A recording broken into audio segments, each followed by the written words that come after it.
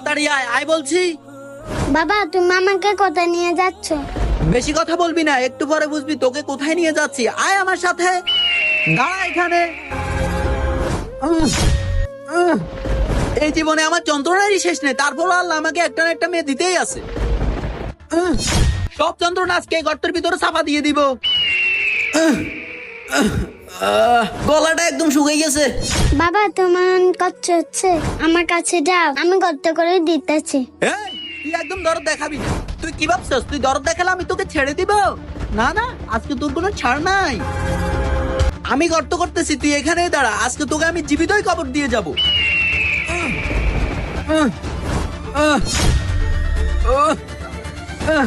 আমি আর এই বোঝা টানতে পারবো না। আয় গর্তে নাম, আয় গর্তে নাম, নাম বলছি।